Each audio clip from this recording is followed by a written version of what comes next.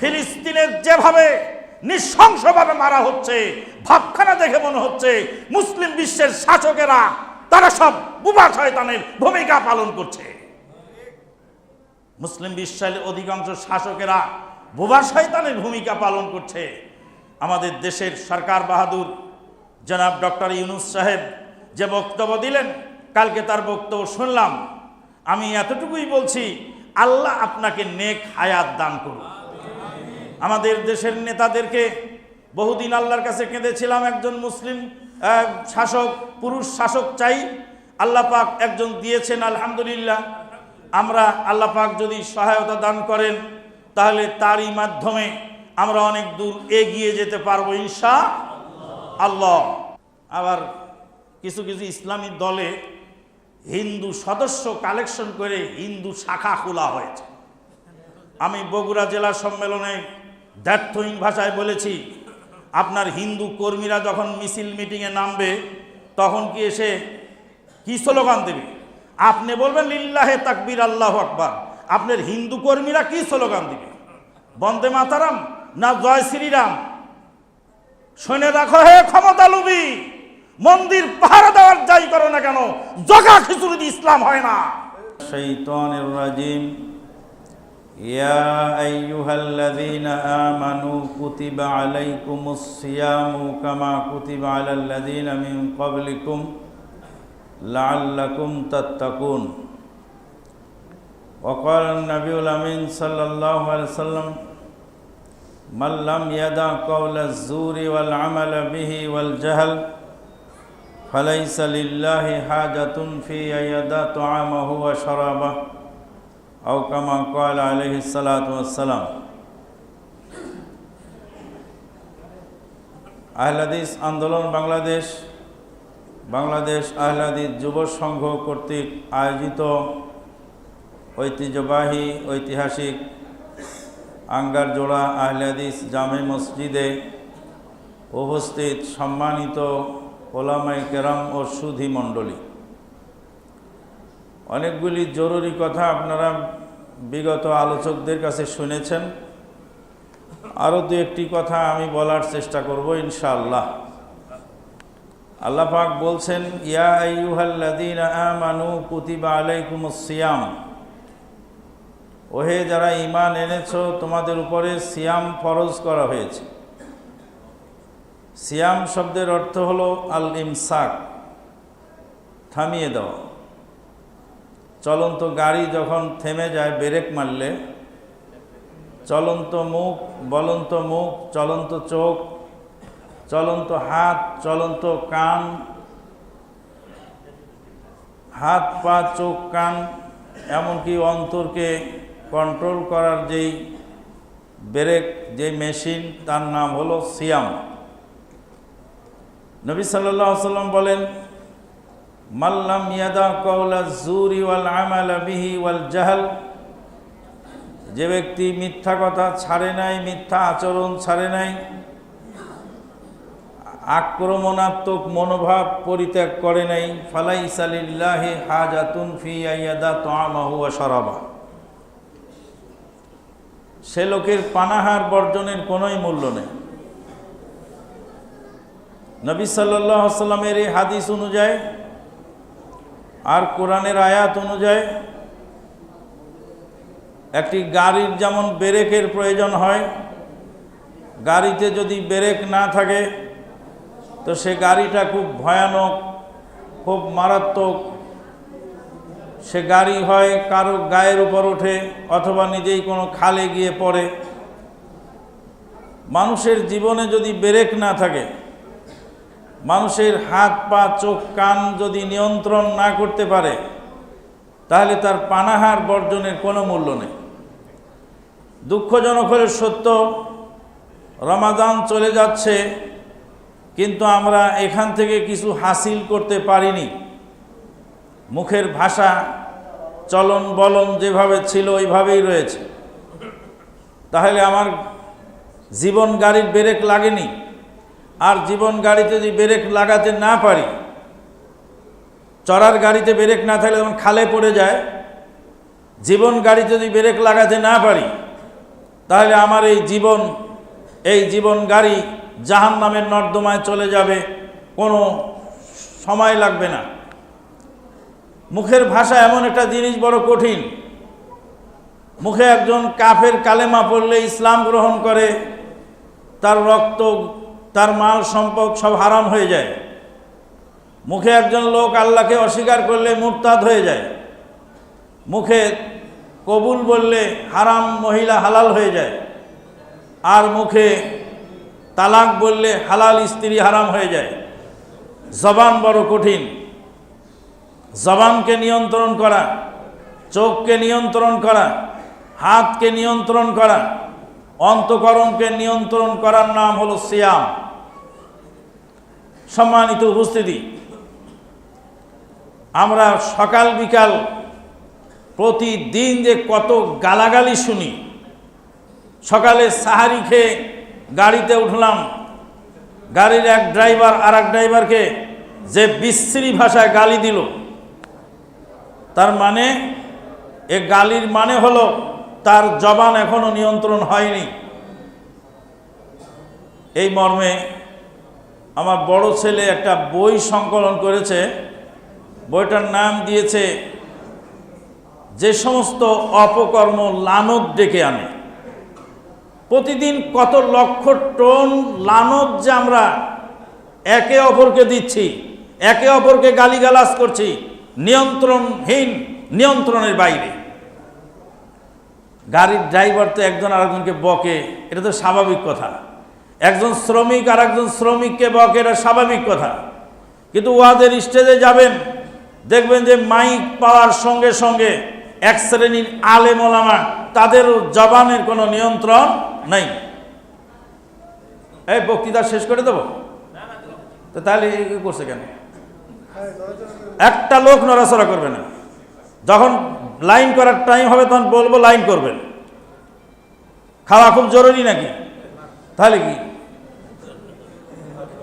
সবুর করেন, 5-10 মিনিট সবুর করেন। এখন লাইন করতে বললেই আর যে শুরু হবে হট্টগোল, এই হট্টগোল আর শেষ হবে না। কাজে ইফতারের টাইমে এক মুহূর্তে বলে দেবো ইনশাল্লাহ। বলছিলাম যে সাধারণ গাড়ির ড্রাইভার, একজন শ্রমিক যেমন মুখ খারাপ করে, একজন আলেমের মুখের ভাষা শুনলে আপনি আশ্চর্য হয়ে যাবেন। একই শুনিলাম আজ গম্ভীরার মুখে, একই বলে ভাষা কি। একজন আলেমকে জিজ্ঞেস করছে যে বায়তুল মুকাররমের খতিব কি সহি আকীদার লোক? তো বলছে আপনি কি গাঁজার সাথে কিছু মিশিয়ে খেয়েছেন? আপনি আমাকে একটা প্রশ্ন করলেন, আমি আপনাকে গাঁজাখোর বললাম গাঁজাখোর তো গাঁজাখোর, গাঁজার সাথে আরো কিছু মিশায়ে খেয়েছেন। ভাষাটা ঠিক আছে তো নাকি? আর একজন বলল যে অমুক তোমার মানহাজের মুখে আমি থুতু মারি। আর একজন বলল ওকে দাওয়াত করে নি, ওর মুখের মধ্যে এই কাম করে দেন। এটা আলেমের ভাষা? তাহলে গাড়িওয়ালা, কুলি মজুর, রাস্তার ঝাড়ুদার, শ্রমিক, তাদের মধ্যে আর আলেমের মধ্যে পার্থক্য কোথায়? নবী সাল্লাল্লাহু আলাইহি ওয়াসাল্লামের সাহাবী মুআয বিন জাবাল রাদিয়াল্লাহু তাআলা আনহু জবানটাকে টেনে ধরলেন। আল্লাহ নবী জবানকে টেনে ধরলেন, জিহ্বাকে টেনে বের করে বললেন, হে মুআয কুফা আলাইকা হাদা, তোমার এই জবানকে কন্ট্রোল করো। মুআয রাদিয়াল্লাহু তাআলা আনহু বলেন, আওয়া নুআখিযু বিমা নাতাকাল্লামু বিহি, আমরা যা বলি সেজন্য কি আল্লাহ আমাদেরকে ধরবেন? আমরা তো কথার কথা কত কথাই বলি। সকালবেলা ঘুম থেকে উঠে একজন আরেকজন, এরে বান্দির বাচ্চা কই যাও? এ ভাই ওকে বান্দির বাচ্চা বললেন কেন? বলছে ও আমার বোনের ছেলে, তো ওর মা হলো আমার খালাতো বোন, তাই আমি যোগ করে বান্দির বাচ্চা বললাম। এটা বলার অধিকার আমার আছে, যেহেতু সে আমার ভাগ্নে। মামার সঙ্গে দেখা হলো, কিরে গরুর বাচ্চা ভালো আছিস? মুআয রাদিয়াল্লাহু তাআলা আনহু বলতে চাচ্ছেন যে আমরা তো বলতে বলতে কত কথাই বলি, মুখের কথাও কি আল্লাহ ধরবেন নাকি? নবী সাল্লাল্লাহু আলাইহি ওয়াসাল্লাম বলেন, সাকুলাত কাউমুকা ইয়া মুআয, হে মুআয তুই হারিয়ে যা, তোর মা তোকে রাস্তায় রাস্তায় কেঁদে কেঁদে খুঁজুক। শুনে রাখে মুআয, মানুষকে নাকের ভরে হেঁচড়িয়ে জাহান্নামে ফেলানো হবে, সেরেফ তাদের জবানের কামাই হিসাবে। জবানকে কন্ট্রোল করো, চোখকে কন্ট্রোল করো, হাতকে নিয়ন্ত্রণ করো, গোটা অন্তরকে নিয়ন্ত্রণ করো। চলন্ত গাড়িকে থামিয়ে দেয় যেমন ব্রেক, চলন্ত মানুষকে থামিয়ে দিবে সিয়াম। এই সিয়াম যদি আপনার না হয়, আমার না হয়, মাল্লাম ইয়াদা কাওলা যুরি ওয়াল আমালা বিহি ওয়াল জাহাল ফালাইসা লিল্লাহি হাজাতুন ফি ইয়াদা তাআমা ওয়া শারাবা। সিয়াম কেন দিয়েছেন আল্লাহ? লাআল্লাকুম তাত্তাকুন, যাতে তোমরা মুত্তাকি হতে পারো। আল্লাহর হাদিস আন্দোলন আর অন্যান্য ইসলামী আন্দোলনের মৌলিক পার্থক্য, আহলে হাদিস আন্দোলনের লোকেরা চায় তাকওয়াশীল সমাজ গড়তে। নেতার পরিবর্তন হয়ে লাভ নাই, নীতির পরিবর্তন করতে হবে। লক্ষবার কোটিবার নেতা পরিবর্তন হবে, নীতির যদি পরিবর্তন না হয় কোনো উপায় নাই। যখন ৩২ নম্বর ভাঙলো, কেউ কেউ বলছে খুব ভালো হয়েছে। কেন? জালেমের আস্তানা ভেঙে দিয়েছে। তো ৩২ নম্বর ভেঙেছে, তুমি খুব খুশি, তো এই যে পদ্মা সেতুটাও ভেঙে দিয়ে আসো, ওটাও ভাঙো, ওটাও তো জালেমেই বানাইছে। রেল ব্রিজটা ভাঙো, পৃথিবীর কাউকে উঠানোর জন্য, কাউকে নামাবার জন্য আহলে হাদিস আন্দোলন নয়। যারা মনে করে ক্ষমতা দখল করব, আইন তৈরি করে প্রয়োগ করে দেশ শাসন করে মানুষকে ইসলামী পন্থায় চালাবো, তারা বোকার স্বর্গে বাস করে। আইন দিয়ে যদি মানুষকে শাসন করে দমন করা যেত, তাহলে দেশের সুদ বিরোধী আইন আছে, ঘুষ বিরোধী আইন আছে, এদেশের যৌতুক বিরোধী আইন আছে, প্রকাশ্য ধূমপান বিরোধী আইন আছে। কোনো আইন যথাযথ প্রয়োগ হয় নাই। রাসূলুল্লাহ সাল্লাল্লাহু আলাইহি ওয়াসাল্লামের জনৈক সাহাবী রমাদান মাসে দিনের বেলা স্ত্রীর সঙ্গে মিলন করলেন।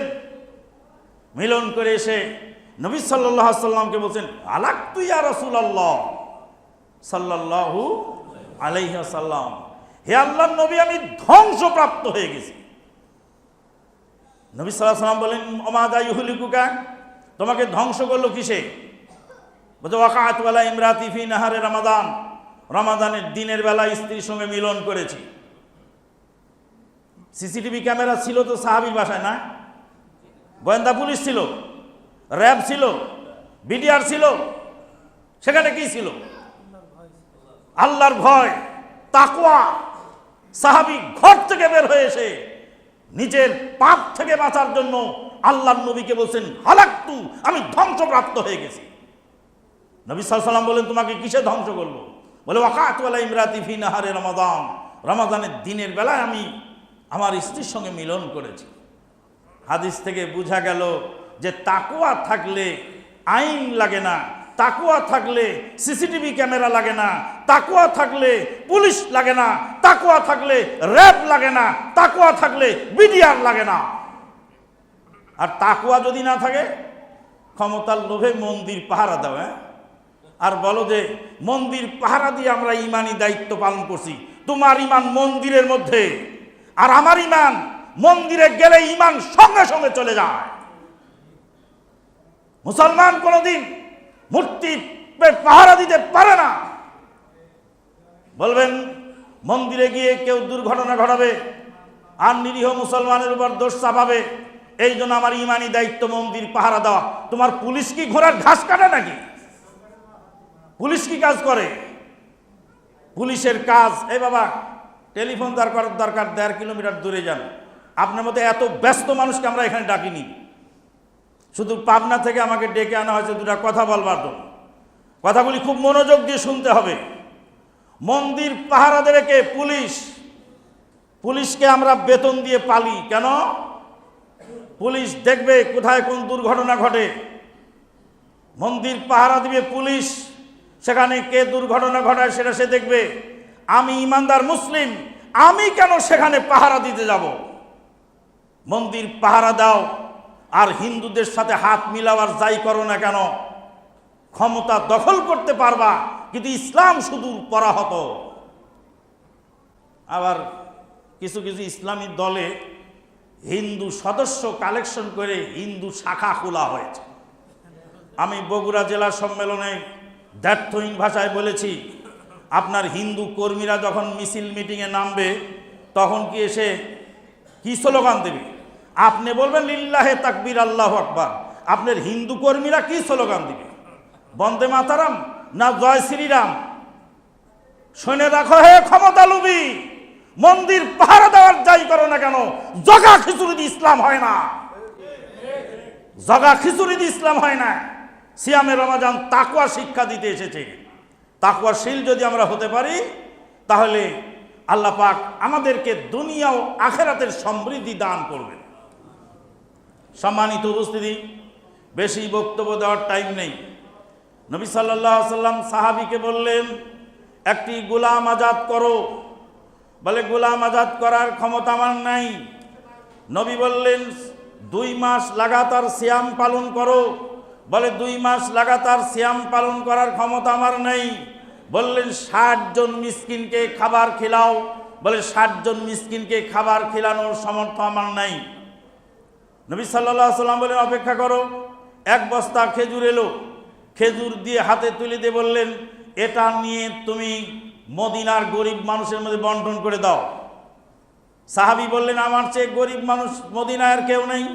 নবী সাল্লাল্লাহু আলাইহি ওয়াসাল্লাম বললেন, তাহলে তুমি তোমার ছেলে মেয়েকে এগুলি খিলায় দাও।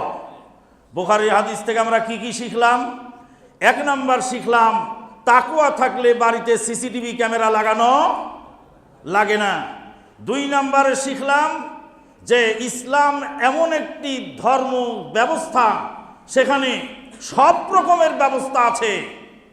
বলেন, গোলাম আজাদ করো, না পারলে 2 মাস সিয়াম রাখো, এটা না পারলে সেটা করো, সেটা না পারলে ওটা করো। ইসলাম অপশন দিয়ে রেখেছে মানুষকে চলার জন্য। 3 নম্বর শিখলাম, নবী সাল্লাল্লাহু আলাইহি ওয়াসাল্লাম সাহাবীকে 1 বস্তা খেজুর দিলেন রাজকোষ থেকে। যে সমস্ত গরিব দুঃখী মানুষ তাদের উপর আরোপিত ট্যাক্স দিতে পারে না, তাদের উপর আরোপিত ফিদিয়া আদায় করতে পারে না, সেই ফিদিয়া আদায়ের জন্য রাষ্ট্র তাকে সহযোগিতা করবে। হাদিসের এখান থেকে বোঝা গেল। হাদিস থেকে আরো বোঝা গেল, নবী সাল্লাল্লাহু আলাইহি ওয়াসাল্লামের সাহাবী এসেছিলেন পরকালে নাজাত পাওয়ার জন্য, পাপ থেকে মুক্ত হওয়ার জন্য। পাপ মুক্ত হওয়ার সঙ্গে সঙ্গে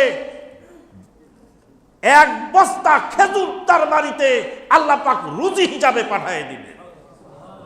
আউযু বিল্লাহি মিনাশ শাইতানির রাজিম। ওয়ালাউ আন্না আহলাল কুরা আমানু ওয়াত্তাকাউ লাফাতাহনা আলাইহিম বারাকাতিম মিনাস সামাই ওয়াল আরদ। জনপদের লোকেরা যদি ঈমান আনে আর তাকওয়াশীল হয়, আসমান জমিনের বারাকাতের দরজাসমূহ খুলে দেওয়া হবে। এখনো যদি আমরা তাকওয়াশীল হতে পারি, আমাদের পদ্মা, গঙ্গা, যমুনা, তিস্তা নদীতে আবার শুকনা নদীতে পানি প্রবাহিত হবে। লাফাতাহনা আলাইহিম বারাকাতিম মিনাস সামাই ওয়াল আরদ। অন্য আয়াতে আল্লাহ পাক বলছেন, ওয়ামান ইয়াত্তাকিল্লাহ ইয়াজআল লাহু মাখরাজা ওয়া ইয়ারযুকুহু মিন হাইসু লা ইয়াহতাসিব। যে ব্যক্তি আল্লাহর তাকওয়া অর্জন করে, আল্লাহ রাব্বুল আলামিন তার বাঁচার পথ খুলে দেন। বাঁচার পথ কি হয়? খুলে যায়। সাহাবী যে অপরাধ করেছিলেন, অপরাধটা কি হয়ে গেল? মাফ হয়ে গেল। ওয়া ইয়ারযুকুহু মিন হাইসু লা ইয়াহতাসিব। আর তাকে এমন উৎস থেকে রুজি দান করেন যে কল্পনাই করতে পারেনি। সম্মানিত উপস্থিতি, পরিশেষে আর 2টা কথা বলে আমি শেষ করে দেব। সেটা হলেই নবী সাল্লাল্লাহু আলাইহি ওয়াসাল্লামের হাদিস কিয়ামতের আগে সত্য বলে প্রমাণিত হচ্ছে। 1 নাম্বার হলো, লা তাজালু তাইফাতুম মিন উম্মতি যাহিরিন আলাল হক। আমার উম্মতের একদল হকের উপরে বিজয় থাকবে। যেখানে কোটি কোটি মানুষ আহত হলো সির্ফ 3 মিনিট আগে বেলা ডুবার পরে ইফতার করার অপরাধে, যেখানে মসজিদ জ্বালিয়ে দেওয়া হলো, যেখানে মসজিদ ভাঙা হলো, পরিশেষে আহলে হাদিসদের বিজয় হলো। আলহামদুলিল্লাহ, মেনে নিতে বাধ্য হয়েছে। আলহামদুলিল্লাহ। এই যে কোটি কোটি মানুষের জীবনের দাম কে দেবে? ছিল 8 রাকাত 20 রাকাত তারাবির, একটাই দলিল ছিল মক্কা মদিনা। সেটাও যখন হারিয়ে গেছে তখন বড় হুজুর একদম আধামরা হয়ে গেছে। বলছে মক্কা মদিনায় ষড়যন্ত্র চলছে। আহলে হাদিস আন্দোলন এবং মাসিকাত তাহরিক টিভির পক্ষ থেকে আমরা পরিষ্কার ভাষায় জানিয়ে দিয়েছি, বাংলাদেশের জনগণের কাছে মাপ চাইতে হবে বেয়াদবকে, আর সৌদি সরকারের কাছে, সৌদি আলেমদের কাছে মাপ চাইতে হবে। কেন? সৌদি আরবে মক্কা মদিনায় ষড়যন্ত্র চলে। মক্কা মদিনায় ষড়যন্ত্র চলে, যেখানে কিয়ামত পর্যন্ত ইসলাম থাকবে। যেই মদিনায় ইসলাম ফিরে যাবে, সেই মদিনা মক্কা সম্পর্কে বলো ষড়যন্ত্র করে 20 রাকাতের 10 বানাইছে। এইভাবে আস্ফালন করে আর লাভ হচ্ছে না। কাজেই আহলে হাদিসদের বিজয় সামনে দেখতে পাচ্ছি, বলেন আলহামদুলিল্লাহ। আপনি আপনার নীতির উপরে চলবেন, হকের উপরে অটল থাকবেন। শেষ কথা যেটা হলো সেই, আপনার কোলের শিশুকে আপনি আদর করছেন, আপনার কোলের শিশুকে আপনি ঘুম পাড়াচ্ছেন, আর লক্ষ লক্ষ শিশুকে ফিলিস্তিনের যেভাবে নৃশংসভাবে মারা হচ্ছে, ভাবখানা দেখে মনে হচ্ছে মুসলিম বিশ্বের শাসকেরা তারা সব বুবা শয়তানের ভূমিকা পালন করছে। মুসলিম বিশ্বের অধিকাংশ শাসকেরা বুবা শয়তানের ভূমিকা পালন করছে। আমাদের দেশের সরকার বাহাদুর জনাব ডক্টর ইউনূস সাহেব যে বক্তব্য দিলেন, কালকে তার বক্তব্য শুনলাম। আমি এতটুকুই বলছি, আল্লাহ আপনাকে নেক হায়াত দান করুন। আমাদের দেশের নেতাদেরকে বহুদিন আল্লাহর কাছে কেঁদেছিলাম, একজন মুসলিম শাসক, পুরুষ শাসক চাই। আল্লাহ পাক একজন দিয়েছেন, আলহামদুলিল্লাহ। আমরা আল্লাহ পাক যদি সহায়তা দান করেন, তাহলে তারই মাধ্যমে আমরা অনেক দূর এগিয়ে যেতে পারবো ইনশাআল্লাহ। আল্লাহ রাব্বুল আলামিন আমাদেরকে তৌফিক দান করুন। ফিলিস্তিনের জন্য আমাদের কি করণীয় আছে?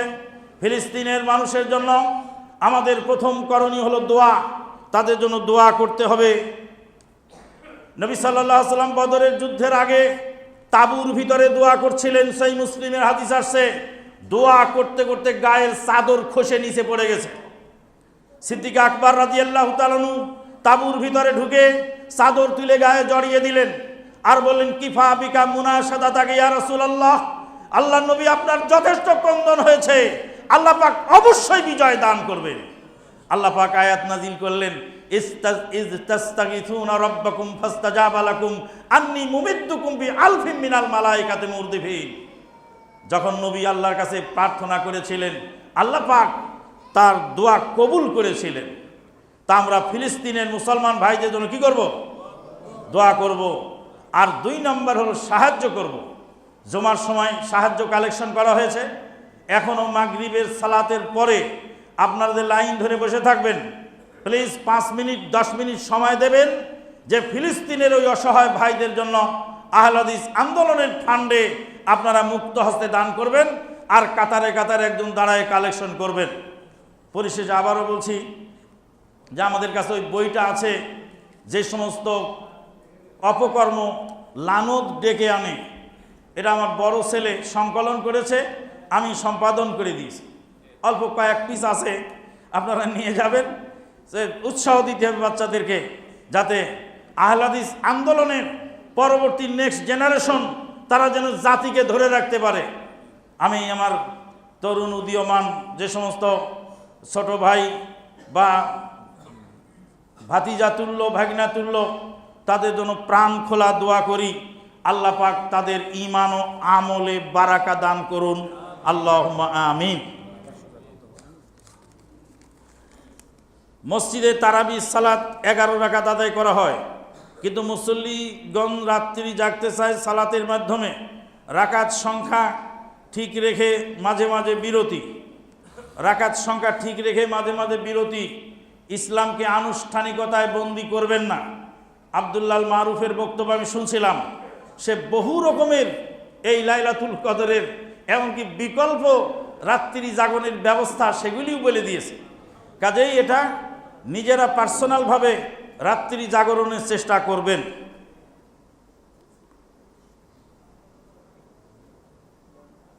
ওই মসজিদে বাংলাদেশের চাঁদ অনুযায়ী 21 তারিখের সন্ধ্যা থেকে এতেকাব করা হয়। হয়ে গেছে? আচ্ছা, 1 মিনিট। 21 তারিখে তারাবি কি বলে, এতেকাবের জন্য মানুষ জমা হয়। এতেকাফের মুসল্লিরা যে নিরিবিলি ইবাদত করবে, এই বক্তৃতার ঠেলায় একজন মানুষ হতভম্ব। কোরআন নাজিলের কারণেই লাইলাতুল কদরের মর্যাদা এত বেশি হয়েছে, আর এই লাইলাতুল কদরের কারণেই রমাদানের মর্যাদা অন্যান্য মাসের উপরে এত বেশি, এবং রাসূল সাল্লাল্লাহু আলাইহি সাল্লামের উপরে কোরআন নাজিল হওয়ার কারণেই তার মর্যাদা পৃথিবীর সকল নবীর চেয়ে শ্রেষ্ঠ উপরে। এবং আমরা কোরআনের অধিকারী, অর্থাৎ কোরআন আমাদের আসমানি কিতাব হওয়ার কারণে উম্মতে মুহাম্মাদের মর্যাদা পৃথিবীর সকল উম্মতের উপরে প্রতিষ্ঠিত। সুতরাং এই কোরআন মহিমান্বিত কোরআন, যা নাজিল হয়েছে লাইলাতুল কদরে, যা সামনের এই 10 দিনের মধ্যেই লাইলাতুল কদরটা আসবে। ওয়ামা আদরাকা মা লাইলাতুল কদর, এই কদর শব্দটা কি, এটার আরেকটু ব্যাখ্যা বলি। কদর শব্দের কয়েকটি অর্থ আছে। একটা হচ্ছে কদর মানে মহিমান্বিত, কদর মানে মর্যাদা, কদর মানে হচ্ছে তাকদীর। আল্লাহ তাআলা এই রাতে বান্দার 1 বছরের তাকদীর নির্ধারণ করেন, আগামী 1 বছরের তাকদীর নির্ধারণ করেন। ফিহা ইউফরাকু কুল্লু আমরিন হাকিম, আগামী 1 বছরের তাকদীরের হিসাব নিকাশ আল্লাহ তাআলা ফেরেশতাদের হাতে অর্পণ করেন, যা এই রাতে স্থিরীকৃত হয়। আল্লাহ তাআলা বলেন ওয়ামা আদরাকা মা লাইলাতুল কদর, হে নবী আপনি কি জানেন লাইলাতুল কদর কি? এই প্রশ্নের মধ্যেই এই রাতের মর্যাদা ফুটিয়ে তোলা হয়েছে। আমি বাসাতে একটা টাইলস লাগিয়েছি, দেখতে সাদামাটা, মানুষ সাদামাটাই মনে করছে। আরে বলছে জানেন এই টাইলসটা কোথাকার? চায়না থেকে নিয়ে আসা, চায়না থেকে নিয়ে আসা। মানে যখনই আমি বলছি জানেন এই টাইলসের দাম কত, মানে আমি বুঝাতে চাচ্ছি আপনি অ্যাজ ইউজুয়াল যে টাইলস এটা মনে করছেন এটা কিন্তু সেই টাইলস না। আপনি এটার দাম যে রকম মনে করছেন এটার দাম কিন্তু ওই রকম না, তার চেয়ে আপনার ধারণার চেয়েও এটা বেশি মূল্যবান। ওয়ামা আদরাকা মা লাইলাতুল কদর, তুমি কি জানো লাইলাতুল কদর কি? মানে লাইলাতুল কদরের মর্যাদা অনন্য। লাইলাতুল মর্যাদা কি? লাইলাতুল কদরি খায়রুম মিন আলফি শাহর, 1000 মাসের ইবাদতের চেয়েও উত্তম। সমান না, 83 বছর 4 মাস না, বরং তার চেয়েও উত্তম। এই 1 মাসের ইবাদত, এই 1 রাতের ইবাদত যদি আল্লাহ তাআলা কবুল করেন, কোনো 10 বছরের বাচ্চা 15 বছর বাচ্চা যদি এই ইবাদত করে, তার ইবাদত যদি কবুল হয়ে যায়, তাহলে 1000 মাসের ইবাদতের চেয়ে সেটা উত্তম হবে। তানাজ্জালুল মালায়েকাতু ওয়ার রূহু ফিহা বিইذনি রাব্বিহিম মিন কুল্লি আমর, ফেরেশতা জিবরিল ফেরেশতাদেরকে, অন্যান্য ফেরেশতাদেরকে নিয়ে, লক্ষ কোটি ফেরেশতাদেরকে নিয়ে আল্লাহর নির্দেশক্রমে জমিনে অবতরণ করেন। সালামুন হিয়া হাত্তা মাতলাইল ফাজর, সকাল পর্যন্ত শান্তি বর্ষিত হতে থাকে, একদম মাগরিবের পর থেকে নিয়ে যখন থেকে এশার রক্ত শুরু হয় এবং হাত্তা তাতলু আশ-শামস, এবং সূর্য উদিত হওয়ার পূর্ব পর্যন্ত অর্থাৎ ফজর পর্যন্ত এই শান্তি অবতীর্ণ হতে থাকে। এইবার সম্মানিত সুধীমণ্ডলী, যে লাইলাতুল কদরে যা কিয়াম করতে আল্লাহ তাআলা আমাদেরকে বলেছেন, এই কিয়ামের মর্যাদা যেন কোনোভাবে হাতছাড়া না হয়ে যায়, এই মর্মে আমাদের প্রচেষ্টা থাকতে হবে। রাসূল সাল্লাল্লাহু আলাইহি ওয়াসাল্লাম বলেছেন তাহাররু লাইলাতুল কদরি ফিল উতরি মিনাল আশরিল আওয়াখির মিন রমাদান, সহিহুল বুখারীর 2017 নম্বর হাদিস। তোমরা লাইলাতুল কদর তালাশ করো রমাদানের শেষ দশকের বিজোড় রাতগুলোতে। অনেক লাইলাতুল কদর ব্যাপারে অনেক হাদিস আছে, এটা ইজমালি, এটা মানে সবচেয়ে ব্যাখ্যা সাপেক্ষ ব্যাপার, এবং আল্লাহ রাসূল সংক্ষিপ্ত হয়ে বলে দিয়েছেন কানা রাসূলুল্লাহ সাল্লাল্লাহু আলাইহি ওয়াসাল্লাম ইয়াজতাহিদু ফিল আশরিল আওয়াখির মা লা ইয়াজতাহিদু ফি গায়রিহি। রাসূল সাল্লাল্লাহু আলাইহি ওয়াসাল্লাম সেই দশকে যত কঠিনভাবে ইবাদতবন্দি করতেন, বছরের অন্যান্য দিনগুলোতে এত কঠোর পরিশ্রম আল্লাহ রাসূল করতেন না। অন্যান্য দিনগুলো, অন্যান্য রাতে আল্লাহ রাসূল তো এমনভাবে কিয়াম করতেন তার পা ফুলে যেত, চোখের পানি ঝরতে ঝরতে দাড়ি ভিজে যেত, বুক ভিজে যেত, সামনের জমিনটা পর্যন্ত ভিজে যেত। যদি কেউ মানে এই কিয়ামের মর্যাদা অর্জন করতে চায়, তাহলে তাকে রাত্রি জাগরণ করতে হবে। রাত্রি জাগরণ লিসসালাতি ওয়া লিযিকরি ওয়াদ দুআই ওয়া তিলাওয়াতুল কোরআন, সালাত আদায়ের মাধ্যমে রাত্রি জাগরণ, জিকির আজকারের মাধ্যমে রাত্রি জাগরণ, দোয়ার মাধ্যমে রাত্রি জাগরণ, এবং কোরআন তিলাওয়াতের মাধ্যমে রাত্রি জাগরণ। মা আয়েশা সিদ্দিক রাদিয়াল্লাহু আনহা বলছেন কানা রাসূলুল্লাহ সাল্লাল্লাহু আলাইহি ওয়াসাল্লাম ইযা দাখালা আল-আশরুল আওয়াখির শাদ্দা মিযরাহু ওয়া আহইয়া লাইলাহু ওয়া আয়কাযা আহলাহু। রাসূল সাল্লাল্লাহু আলাইহি ওয়াসাল্লাম এমন ছিলেন, যখন শেষ দশক আসতো তখন তিনি কঠিনভাবে লুঙ্গি বেঁধে নিতেন। এর অর্থ হচ্ছে তিনি তার স্ত্রীদের কাছে যেতেন না, অথবা শক্তি বৃদ্ধির জন্য তিনি লুঙ্গিকে বেঁধে নিতেন। আহিয়া লাইলাহু, নিজে রাত্রি জাগরণ করতেন এবং তার পরিবারকেও জাগাতেন, স্ত্রীকে জাগাতেন, সন্তানকে জাগাতেন। শুধু নিজেই ইবাদতবন্দি করেন না, অনেক গাফিল পিতা আছেন, নিজে সবই করেন কিন্তু সন্তানকে তাগিদ দেন না। সন্তান কোথায় যাচ্ছে না যাচ্ছে ওই দিকে তার দিকপাত নেই, এমন যেন না হয়। নিজে জাগা এবং অপরকে জাগ্রত করা। পুরা রাত যদি জাগতে পারেন তাহলে সেটা উত্তম। আর যদি সেটা সম্ভব না হয়, রাতের একটা অংশ যদি আপনি ঘুমিয়েও নেন তবুও সেটাতে কোনো দোষ নেই। লাইলাতুল কদরের মর্যাদা একবারে পুরোদমে হাতছাড়া হবে না ইনশাআল্লাহ। যদি ঘুমোতে যান তবে অজু করে ঘুমালে উত্তম। রাসূল সাল্লাল্লাহু আলাইহি ওয়াসাল্লাম বলেছেন, মান বাতা তাহিরান বাতা ফি শিআরি মালাকুন। যখন কেউ অজু করে ঘুমোতে যায়, ঘুম থেকে ওঠার আগ পর্যন্ত ফেরেশতা তার জন্য দোয়া করতে থাকে। একজন ফেরেশতা তার জন্য ক্ষমা চাইতে থাকে, মানে আপনি ঘুমাচ্ছেন মানে ইবাদতের মধ্যেই আছেন। এই জন্য যদি সামান্য ন্যাপ নিতে হয়, অল্প যদি বিশ্রাম নিতে হয়, ঘুমাতে হয় 1 ঘন্টা 2 ঘন্টার জন্য, তাহলে সেটা অজু করে ঘুমানো উত্তম। 2 নম্বর হচ্ছে এই শেষ দশকে কোনোভাবেই যেন ফজর এবং এশার সালাত জামাত মিস না হয়। রাসূল সাল্লাল্লাহু আলাইহি ওয়াসাল্লাম বলেছেন, মান সাল্লাল ইশা ফি জামাআতিন ফাকান্নামা ক্বামা লিস-সালাইল। যে ব্যক্তি এশার সালাত জামাতের সাথে আদায় করলো সে যেন অর্ধেক রাত ধরে কিয়ামুল লাইল করলো। আর যে ব্যক্তি ফজরের সালাতও জামাতের সাথে আদায় করলো সে যেন সারা রাত ধরে কিয়ামুল লাইল করলো।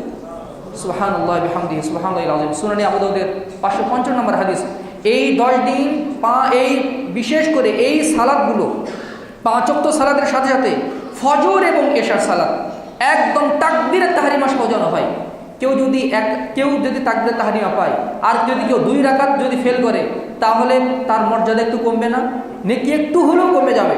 সুতরাং একদম তাকবীরে তাহরিমা সহ যে বিশেষ করে রাতের এশা এবং ফজর সালাত যেন আমরা জামাতের সাথে আদায় করি। বাড়িতে অজু করে মসজিদে জামাতের সাথে সালাত আদায় করতে আসে, পূর্ণ একটা হজের নেকি সে পেয়ে যাবে। তাহলে এই রাতে আমরা 2টা হজের নেকি লাভ করার চান্স পেয়ে যাচ্ছি, এটা যেন আমরা হাতছাড়া না করি। 3 নম্বর হচ্ছে আল কিয়ামু মা'আল ইমামি হাত্তা ইয়ানসরিফা। ইমামের সাথে শেষ পর্যন্ত কিয়ামুল লাইল করা। সুনানে আবু দাউদের হাদিস। আল্লাহ রাসূল সাল্লাল্লাহু আলাইহি ওয়াসাল্লাম বলেন, যখন কোনো বান্দা সালাত আদায় করে ইমামের সাথে হাত্তা ইয়ানসরিফা একদম শেষ পর্যন্ত, কুতিবা লাহু কিয়ামুল লাইলাতিন, তাহলে ওই রাতে সে পরিপূর্ণভাবে কিয়ামুল লাইল করেছে, তার নেকি সে পেয়ে যাবে। একাকী যদি আরও খুশু নিয়ে আরও দীর্ঘ মানসিকতা নিয়ে যদি সালাত আদায় করা সম্ভব হয় তাহলে একাকী সেটা আদায় করতে পারেন। কিন্তু জামাত যদি ছোট ছোট ছুরা দিয়েও যদি হয় কিন্তু রুকু সিজদা এগুলো যদি ঠিক থাকে তাহলে জামাতের সাথে সালাত আদায়ের নেকি বেশি হবে বলে এই হাদিস দ্বারা প্রমাণিত হয়। 4 নম্বর হচ্ছে আল কিয়ামু বিমিআতি আয়াতিন, 100 আয়াত তিলাওয়াতের মাধ্যমে কিয়ামুল লাইল করা। আল্লাহ রাসূল সাল্লাল্লাহু আলাইহি ওয়াসাল্লাম বলেছেন, হাদিসগুলো শুধু সংক্ষেপে বলে দিচ্ছি, কেউ যদি 10 আয়াত তিলাওয়াতের মাধ্যমে কিয়ামুল লাইল করে তাকে গাফেলদের অন্তর্ভুক্ত করা হবে না। কেউ যদি 100 আয়াত তিলাওয়াতের মাধ্যমে কিয়ামুল লাইল করে তাকে আল্লাহর অনুগত বান্দাদের পর্যায়ভুক্ত করে দেওয়া হবে। আর কেউ যদি 1000 আয়াত তিলাওয়াত করে তাহলে ওই বান্দা আল্লাহর অধিক নৈকট্যপ্রাপ্ত বান্দাদের কাতারভুক্ত হয়ে যাবে। সুবহানাল্লাহি ওয়া বিহামদিহি। এই জন্য সালাফগণ ছোট ছোট আয়াতের সূরাগুলো কিয়ামুল লাইলে বেশি বেশি পাঠ করার চেষ্টা করতেন, যেন সহজেই 100 আয়াত 1000 আয়াত যেন কভার হয়ে যায়। সূরা সাফাত 4 পৃষ্ঠা তেলাওয়াত করলে 100 আয়াত হয়ে যায়। সূরা ওয়াকিয়া যদি আপনি পুরোটাই পড়েন 97 আয়াত, আর পরের রাকাতে সূরা ইখলাস পড়লে 100 আয়াত কভার হয়ে যায়। এইভাবে ছোট ছোট সূরা আয়াতের মাধ্যমে আমরা কিয়ামুল লাইল করতে পারি। 5 নম্বর হচ্ছে আল কিরাআতু বিমিআতি আয়াতিন, 100 আয়াত তেলাওয়াত করা। এটা মুসহাফ দেখে সালাতের বাইরে 100 আয়াতও যদি কেউ তেলাওয়াত করে রাতের বেলা কিয়ামুল লাইলের নেকি সে পেয়ে যাবে। ওই রাতে সে কিয়াম করে সেই হিসেবে আল্লাহর কাছে গণ্য হবে। আল্লাহ সাল্লাল্লাহু আলাইহি ওয়াসাল্লাম বলেছেন সুনানে দারিমির হাদিস, মান ক্বারা বিমিআতি আয়াতিন ফি লাইলাতিন কুতিবা লাহু কুনুতুল লাইলাতিন। যে ব্যক্তি 100 আয়াত তেলাওয়াত করবে ওই বান্দা রাতে তাহাজ্জুদ পড়েছে বলে গণ্য হবে, তার জন্য তাহাজ্জুদের নেকি লিখে দেওয়া হবে। সুবহানাল্লাহি ওয়া বিহামদিহি সুবহানাল্লাহিল আযীম। মুসহাফ দেখে যদি আপনি সূরা সূরা মুলক যদি 3 বার পাঠ করেন তার সাথে আরেকটা সূরা পাঠ করে নিলেন 100 আয়াত হয়ে গেল। অর্থাৎ রাতে যে আমরা তেলাওয়াত করব সেটা যেন 100 আয়াত ক্রস করে। 6 নম্বর হচ্ছে কেউ যদি রাতের বেলা সূরা বাকারার শেষ 2 আয়াত তেলাওয়াত করে ওই বান্দা রাতে কিয়াম করেছে বলে আমলনামায় লিপিবদ্ধ করা হবে। মান ক্বারাআ আল আয়াতাইনি মিন আখির সূরাতিল বাকারা ফি লাইলাতিন কাফাতাহু। কেউ যদি সূরা বাকারার সেই 2 আয়াত তেলাওয়াত করে রাতের বেলা তাহলে তার জন্য যথেষ্ট হয়ে যাবে। আবু মাসউদ রাদিয়াল্লাহু আনহু বলেন কিয়ামুল লাইলের নেকি লাভ করার জন্য যথেষ্ট হয়ে যাবে। সুবহানাল্লাহি বিহামদিহি সুবহানাল্লাহিল আযীম। 7 নম্বর হচ্ছে দোয়া পড়া। দোয়া করা, আল্লাহুম্মা ইন্নাকা আফুউন তুহিব্বুল আফওয়া ফাআফু আন্নি। মা আয়েশা সিদ্দিকা রাদিয়াল্লাহু আনহা বলেছিলেন, হে আল্লাহ রাসূল, আমি লাইলাতুল কদরে কোন দোয়া পড়ব? আল্লাহ রাসূল এই দোয়া শিক্ষা দিয়েছেন, আল্লাহুম্মা ইন্নাকা আফুউন, হে আল্লাহ তুমি ক্ষমাশীল, তুহিব্বুল আফওয়া ক্ষমা করতে পছন্দ করো, ফাআফু আন্নি সুতরাং আমাকে ক্ষমা করো। এই আফুন হচ্ছে সাধারণ ক্ষমার চেয়ে ভিন্ন, মানে যারা মানে এর ব্যাকরণগত দিক থেকে এবং মানে শব্দগত দিক থেকে এর কিছু পার্থক্য রয়েছে। যেমন পরীক্ষার খাতায় একটা ছাত্র একটা লিখলো, লেখার পর ওটা কেটে দিয়েছে, কেটে দেওয়ার পরে আবার নতুন করে লিখেছে, মানে তিনি পরীক্ষককে বোঝাতে যাচ্ছেন আমি প্রথমে যেটা লিখেছিলাম সেটা কেটে দিয়েছি, এটা আপনি নেবেন না, আমি যেটা ফ্রেশভাবে লিখেছি আপনি সেটা নেবেন। অর্থাৎ কাকু যদি আল্লাহ ক্ষমা করেন তার আমুল নামাতে তার একটা প্রভাব থেকে যায় যে কেটে দেওয়া হয়, মানে এগুলো পাপ করেছিল এগুলো ক্ষমা করে দেওয়া হয়েছে। আর আফুন যেটা সেটা হচ্ছে একদম আমুল নামা থেকে নিশ্চিহ্ন করে দেওয়া হয়। আল্লাহ তাআলা এইভাবে ক্ষমা করতে পছন্দ করেন, আর এই দোয়ার মাধ্যমে ওই ক্ষমাটাই আল্লাহর কাছে চাওয়া হয়। 8 নম্বর হচ্ছে, কেউ যদি প্রবল ইচ্ছা থাকা সত্ত্বেও যদি তার রাতের ইবাদতটা যদি ছুটে যায়, যে এমন হলো যে স্ত্রীকে নিয়ে হসপিটালে যেতে হলো, সন্তানকে নিয়ে কোথাও যেতে হলো, এমন একটা ইমার্জেন্সি কারণে তার রাতের ইবাদতটা ছুটে গেছে, তাই সেও যেন কিয়ামুল লাইলের নেকি থেকে যেন বঞ্চিত না হয়, সেই ব্যবস্থাও রাসূল সাল্লাল্লাহু আলাইহি ওয়াসাল্লাম আমাদের জন্য করেছেন। মান নামা আন হিজবি আও শাইইন মিনহু ফাকরাহু মা বাইনা সালাতিল ফাজরি ওয়া সালাতিজ যুহরি কুতিবা লাহু কাআন্নামা করাহু মিনাল লাইল। কেউ যদি রাতের কোনো অংশ যেটা নিয়মিত করত ঘুমে গেছে অথবা বাকি থেকে গেছে, সে যদি পরের দিন ফজরের পরে জোহরের আগে যদি ওই আমলটা করে ফেলে, ওই সালাতটা আদায় করে ফেলে, তাহলে ওই ব্যক্তি যেন রাতের বেলায় কিয়াম করেছে। কোনো ইমার্জেন্সি কারণে যদি কিয়ামটা মিস হয়ে যায়, তাহলে ফজরের পরে চাষতের সালাতের সময় যদি কেউ কিয়াম করে, তাহলে তার জন্য আল্লাহ তাআলা কিয়ামুল লাইলের নেকি দান করবেন। আর কেউ যদি ঘুমিয়ে যায়, প্রবল ইচ্ছা আছে যে সে সাথে তাহাজ্জুদ পড়ব, কিন্তু সে যদি মানে ফাগালাবাতহু আইনাহু, একদম ঘুম এমন বেশি হয়ে গেছে, হাত্তা আসবাহা সকাল করে ফেলেছে, আল্লাহ তাআলা বলছেন কুতিবা লাহু, মানে কুতিবা লাহু মা নাওয়া, সে যার নেকি যার নিয়ত করেছিল ওটা আল্লাহ তাআলা লিখে দিবেন। ওয়া কানা নাওমু সাদাকাতান আলাইহি মির রাব্বি আযজা ওয়া জাল, আর তার ঘুমটা আল্লাহর পক্ষ থেকে সাদকা হিসেবে গণ্য হবে। আরেকটি হচ্ছে as-সাদাকাতু আলাল আরমিলাতি ওয়াল মাসাকিন, মিসকিন এবং বিধবাদের সাহায্যে গিয়ে আসা, এর মাধ্যমে কিয়ামুল লাইলের নেকি পাওয়া যায়। সহিহুল বুখারীর হাদিস, রাসূল সাল্লাল্লাহু আলাইহি ওয়াসাল্লাম বলেছেন as-সাই আলাল খিদমাতি ওয়াল আরমিলাতি ওয়াল মাসাকিন কাল মুজাহিদি ফি সাবিলিল্লাহ আওয়াল কায়িমিল লাইলা সাইমিন নাহার। যে ব্যক্তি মিসকিন এবং বিধবাদের সাহায্যে এগিয়ে আসে, ওই ব্যক্তি হচ্ছে আল্লাহর পথে জিহাদকারী মুজাহিদের মতো, অথবা সে রাতের বেলা কিয়ামকারী, দিনের বেলা সিয়াম পালনকারীর মতো। সুতরাং এই রমাদান মাসের এই শেষ দশকে আমরা বেশি বেশি দান সাধ্য করার চেষ্টা করব। আমরা বিকাশের মাধ্যমে, রকেটের মাধ্যমে প্রত্যেক রাতে কোনো মিসকিনকে অথবা কোনো দাওয়াতি সংস্থাকে অথবা কোনো জায়গায় কিন্তু আমরা দান সাদকা করতে পারি, এটা কোনো অসম্ভব কিছু না। আর পরিশেষে ইতিকাফ করা, যে একটা শহীদুল্লাহ ভাই বলে গেছেন লাইলাতুল কদর হাসিল করার অন্যতম একটা সুবর্ণ সুযোগ হচ্ছে ইতিকাফ করা। রাসূল সাল্লাল্লাহু আলাইহি সাল্লাম রমাদান মাসে মৃত্যুর আগ পর্যন্ত ইতিকাফ করে গেছেন। এত ব্যস্ত মানুষ, তিনি ইতিকাফ কখনো ছাড়েননি। তারপরে তার স্ত্রীরাও ইতিকাফ করেছেন।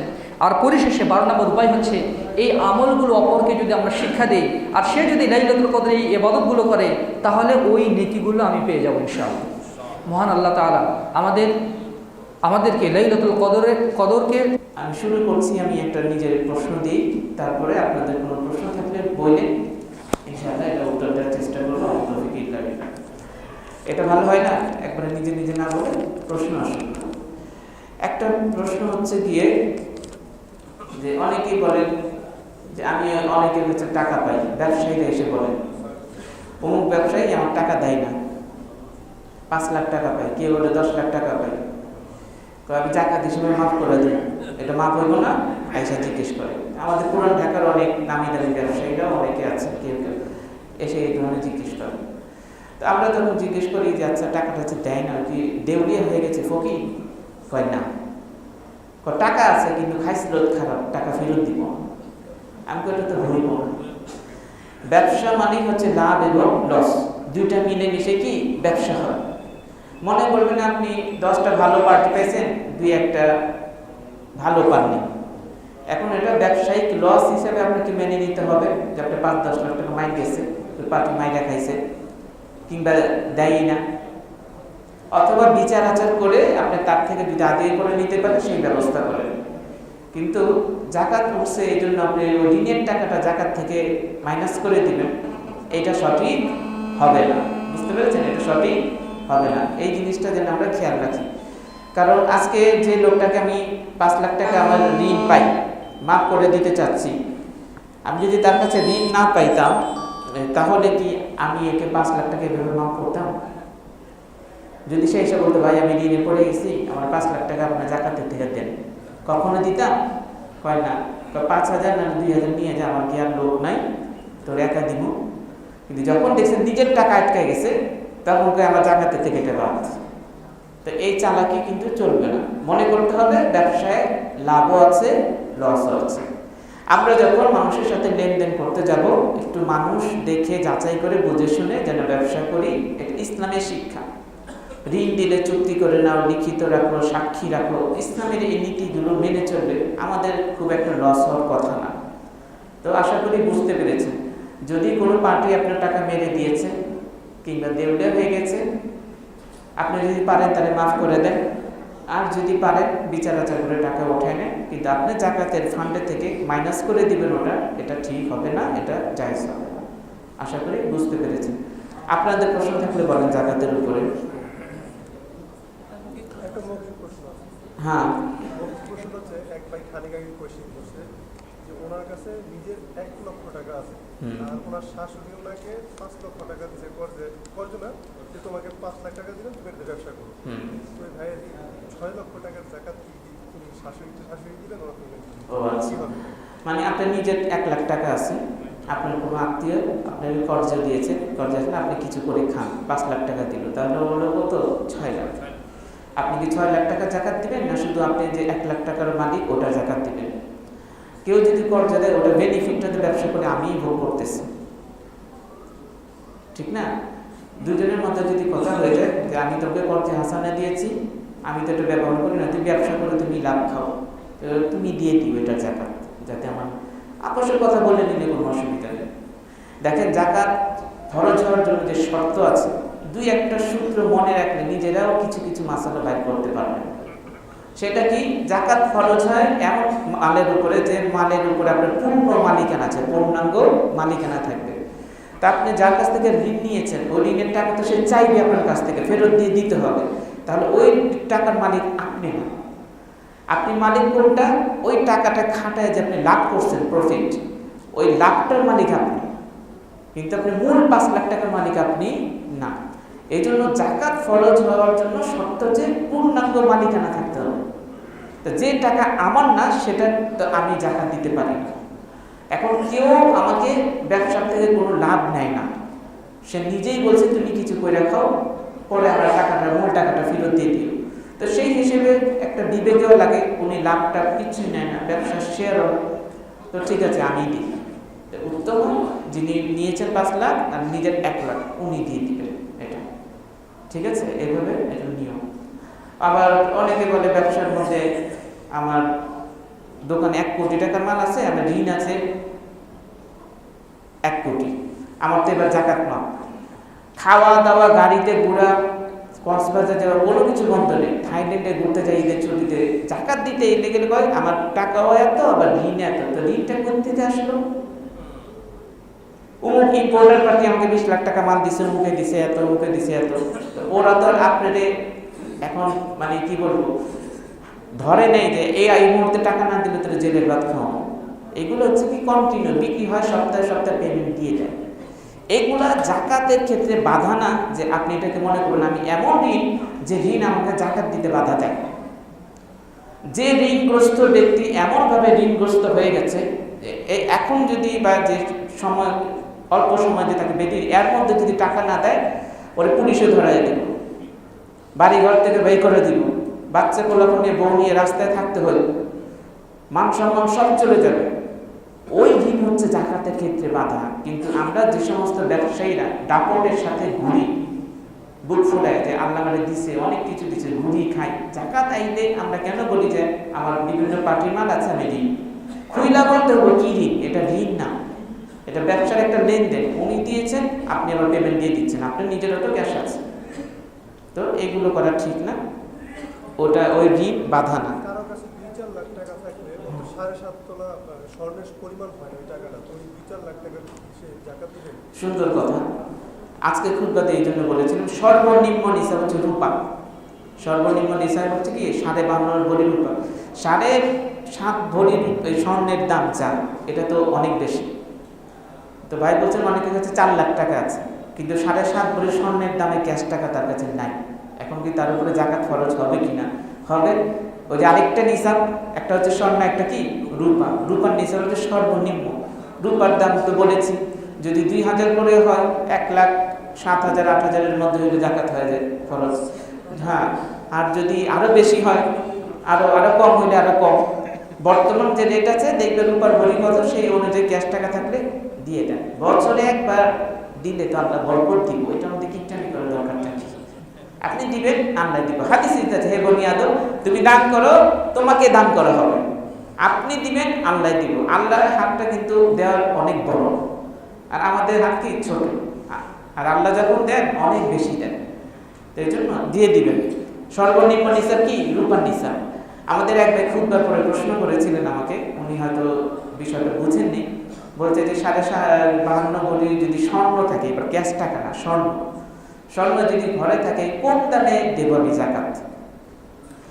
প্রথমে খেয়াল রাখবেন 7.5 ভরির স্বর্ণ যদি ঘরে থাকে, 7.5 ভরির স্বর্ণ একজনের হতে হবে, কয়েকজনের মিলে না।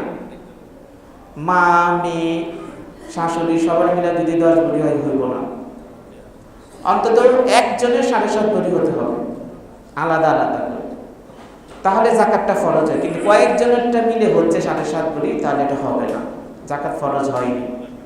ঠিক আছে? আর দ্বিতীয় কথা হচ্ছে আপনি বিক্রির দামে দিবেন, বিক্রির দামে।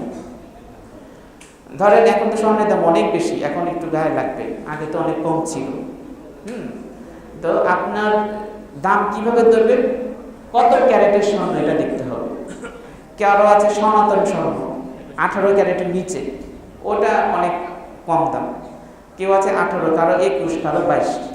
দেখবেন আপনার স্বর্ণটা কোন ক্যারেটের, বর্তমান বাজার মূল্য কত, এটা একটা দোকানদারের কাছে বিক্রি করতে গেলে আমার যেটা জানা আছে, যদি সঠিক না হয় আপনারা যাচাই করে নিয়ে, হ্যাঁ, মিনিমাম মোটামুটি 20% কম নেয় টাকা। আপনি 1 লক্ষ টাকা ভরি হয়ে থাকলে আপনার বেচতে গেলে 80,000 টাকা। তা আপনি বিক্রি করতে গেলে যে দামে বিক্রি করতে পারবেন ওইটা ধরে ওর থেকে 8% দিয়ে দিবেন। বুঝা গেছে কথা?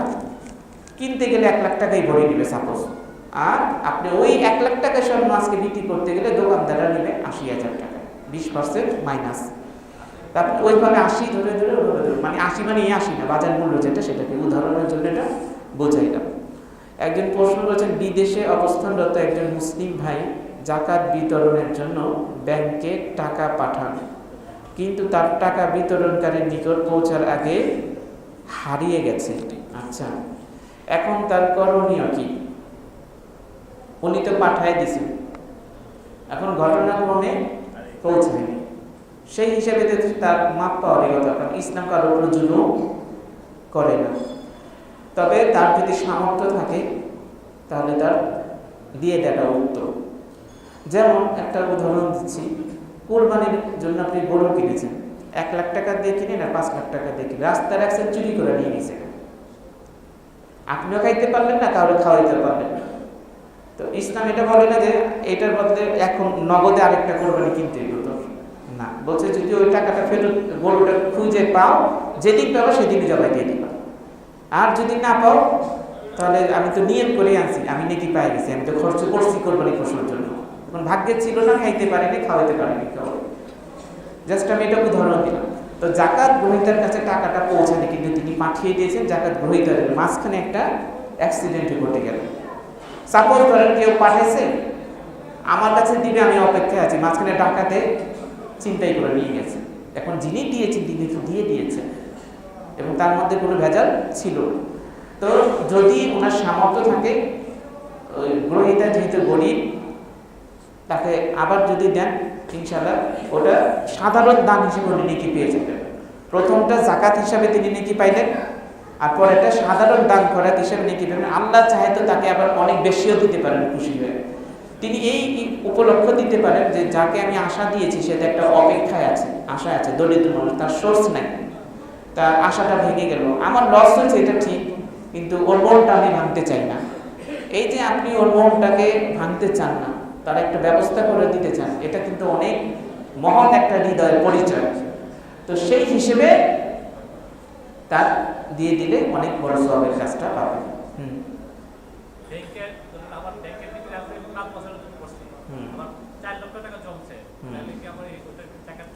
হ্যাঁ, যেটুকু জমেছে সেটুকু ব্যাংকের যারা সেভিংস অ্যাকাউন্ট, ডিপিএস এগুলো যাই বলে, ক্যাশ নগদ টাকার জাকাতের বিধানগুলো আমার পকেটে কত আছে, সিন্ধুকে আলমারিতে কত আছে, ব্যাংকে যদি জমানো থাকে ওগুলো, বিভিন্ন পার্টির কাছে আমি কয় টাকা পাই ফেরতযোগ্য, কাউকে ব্যক্তিগত ঋণ দিয়েছি, সবগুলো খাতা দেখবেন। ঘরে আছে 1 লাখ, বাইরে পাই সব মিলে 5 লাখ, ব্যাংকে আছে এত, অমুককে ঋণ দিয়েছি এত, সবগুলো গুণে মোট কত হলো এত টাকা, ব্যাস। আর 8% কত হয় দিয়ে দিবেন, বুঝা গেল? 8% দিয়ে দিবেন। যত জায়গা ছড়া ছিটে আছে ক্যাশ টাকা, যেগুলো ফেরতযোগ্য দিয়ে দিতে হবে, এগুলো দিয়ে দিবেন। কিন্তু ফ্ল্যাট কিনছেন, ওটা তো জাকাত নাই, পরিবারের জন্য যদি ব্যবহারের জন্য হয়, বাচ্চা কাচ্চারা ভবিষ্যতে থাকবে, নিজেরা থাকবো, ওটা জাকাত লাগবে। আমার 4 গুণের ভিতর স্বর্ণ আছে এবং জাকাত আমার খরচ হয়ে গেছে, তাহলে ওই স্বর্ণটা সরকার ওই জায়গায় জাকাত দিতে হবে? টাকার সাথে স্বর্ণ মিলাইবেন না, স্বর্ণটা আলাদা, আলাদাভাবে 7.5 ভরি হইতে হইবে, আর টাকাটা আলাদা, ক্যাশ টাকা আলাদা। 3 ভরি দিতে খরচ হয় না, 7.5 ভরি লাগবে। না, দেখা যায় আমার স্বর্ণ আছে 3-4 ভরি, হ্যাঁ, কিন্তু আমার জাকাত আবার খরচ হয়ে গেছে, তো টাকাটা দিবেন, স্বর্ণটা বাদ। না, স্বর্ণ আলাদাভাবে হতে হবে। স্বর্ণের যদি গহনা হয়, এটার ব্যাপারে বিভিন্ন মত আছে, না দেওয়ার ব্যাপারে মত আছে, কিন্তু সবচেয়ে উত্তম হচ্ছে দিয়ে দেওয়া, সতর্কতামূলকভাবে উত্তম দিয়ে দেওয়া। প্রশ্ন হচ্ছে আব্দুল মতিন ভাই তাই বলছেন, মতিন ভাইয়ের রেখে আমি শুরু করে দিচ্ছি। আমি তো এখানে থাকি। আচ্ছা ঠিক আছে, আমার আর কতক্ষণ আছে সময় দেখে। আচ্ছা, হ্যাঁ,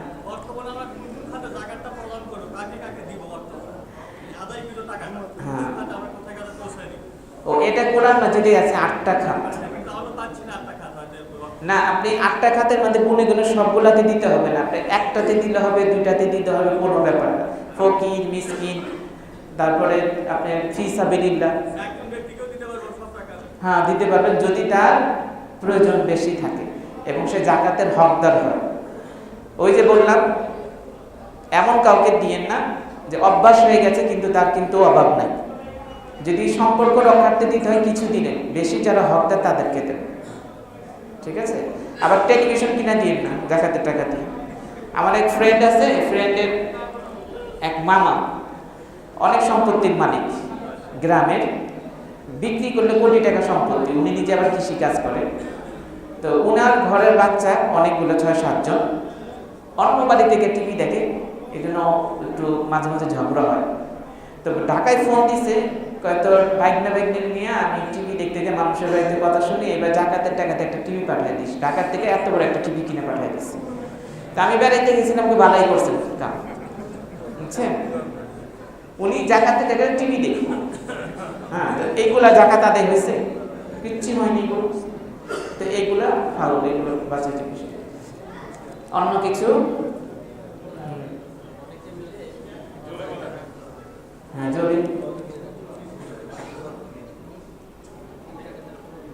জমি কিনে রেখেছে, বাড়ি করবে ভবিষ্যতে, হ্যাঁ, জাকাত না। আপনি কোটি টাকা যদি জমি কিনে রাখেন, কোটি টাকা, এবং সন্তানদের জন্য রাখেন, পরিবার থাকবে, সেই জমির উপর কোনো জাকাত নেই। একজন পরিবারে একসাথে খায়, হ্যাঁ, একজন পরিবারে একসাথে খায়, 3টা ছেলে বিয়ে দিয়েছে, একজনের 7 ভরি আর 2 জনের 9 ভরি করে, আর মা হচ্ছে 4 ভরি। জাকাতটা কিভাবে? একসাথে খেলেও মালিক তো ভিন্ন ভিন্ন, মালিক ভিন্ন ভিন্ন। একসাথে খাইলে সুবিধা আছে, কোরবানির সময় এক পাতিলে খায়, একটা গরু দিয়ে কাজ হয়ে যাবে, একটা খাসি দিয়ে কাজ হয়ে যাবে। এক পাতিলা যারা খায়, একটা খাসি দিয়ে কাজ হয়ে যাবে, 20-25 জন থাকলে অসুবিধা নেই। কিন্তু জাকাতের ক্ষেত্রে যার যার মালিক তো আলাদা গহনার, তো যারটা এককভাবে হয়েছে 7.5 করে ওইভাবে দিয়ে মালিক আনন্দ করে। হয়তো বাবা সপ্ত, যে আমি যতদিন বাইচে আছি কেউ আলাদা খাইতে পারবি না, বাবার ইনকামও আছে, এই জন্য সবাই শুনে একসাথে রাখছে। কিন্তু এইরকম লোক যখন মারা যাবে সবাই তো আলাদা হয়ে যাবে, যার যার মালিকানা যে যে বুঝে নিবে, তো যে যেটার মালিক সেটা এই করে দেবে। আচ্ছা, বাপ মা বাদ দিয়ে আত্মীয় স্বজনকে দেওয়া যায়, ডাবল নাকি পাবে ইনশাআল্লাহ। আপন বোন, অসুবিধা নেই, বিধবা হয়ে গেছে, বাড়ির কিছু নাই, খেতে পারে না, আপন বোন, আপন ফুপু, ইনশাআল্লাহ অসুবিধা নেই। কিন্তু বাপ মারে দিবেন না, কারণ বাপ মা জাকাত খাওয়ার যোগ্য না, আপনারা পারবেন বাবা মাকে। হ্যাঁ, এখানে পশু তো পারেন, বৈশাখ দিবেন ইনশাআল্লাহ। গরুর জন্য সংখ্যা আছে, ছাগলের জন্য সংখ্যা আছে, উটের জন্য সংখ্যা আছে, সেই অনুপাতে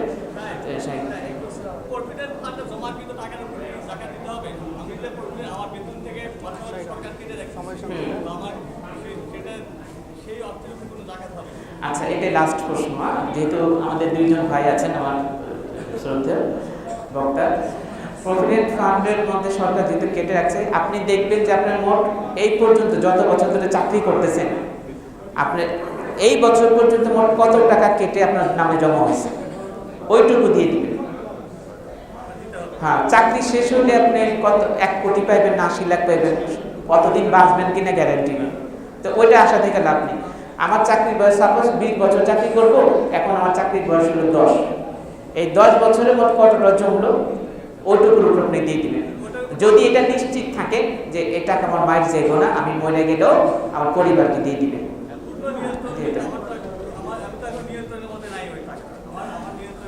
কিন্তু আপনার নামে তো অ্যাকাউন্টে করা আছে, আপনি পাবেন, হয়তো আপনার হাতে দেয়নি, কিন্তু আপনার নামে এটা নিশ্চিত সিস্টেম, এগুলা যেখানে আছে ওটা দিয়ে, মানে এটা আমার, এটা মায়ের নাই, এখন হোক পরে হোক এটা আমি পাবো।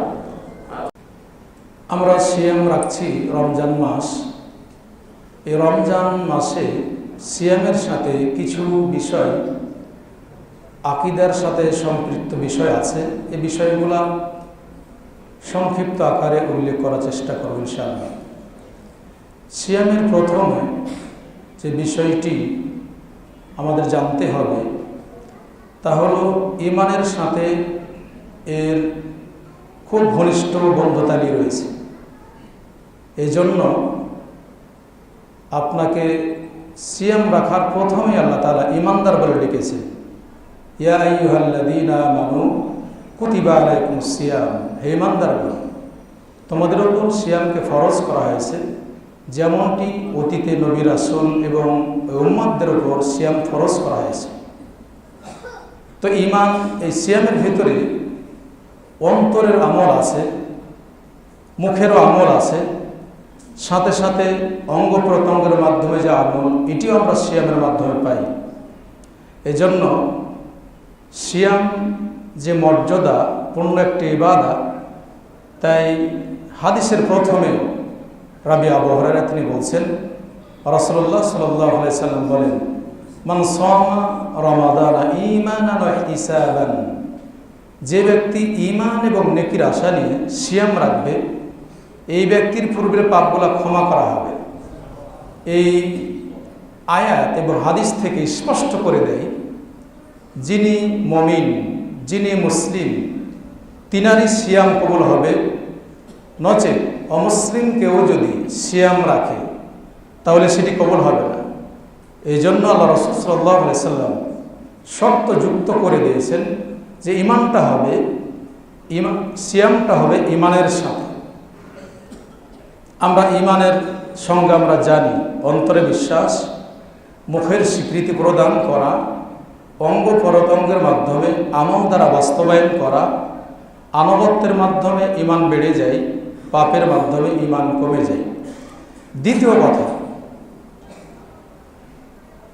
এই সিয়ামটা ইখলাসের সাথে জড়িত। ইখলাসটা হলো অন্তরের আমল। এই হাদিসে আপনাকে বলছে ঈমানান ওয়া ইহতিসাব, আপনি আমি যদি সিয়াম রাখছি কিন্তু আপনার আমার ইখলাস নিয়ত ঠিক না হলে সিয়ামের কিন্তু নেকি পাওয়া যাবে না। এই জন্য হাফসা রাদিয়াল্লাহু তাআলা আনহা তিনি বলছেন, আল্লাহ রাসূল সাল্লাল্লাহু আলাইহি সাল্লাম বলেন, যে ব্যক্তি রমজান মাসে সিয়াম রাখতে চায় বা রাখবে, সে যেন রাত্রেই ফজরের পূর্বে তার নিয়তটা বেঁধে নেই। এজন্য নিয়ত বাঁধা আর এর সাথে এখলাস, ইমানের সাথে এখলাস থাকলে কিন্তু নেকি পাওয়া যায়, নচেত নেকি হয় না। এজন্য এহতেসাব শব্দের অর্থই হলো সওয়াব যখন আপনি আশা করবেন, এখানে এখলাস থাকা লাগবে।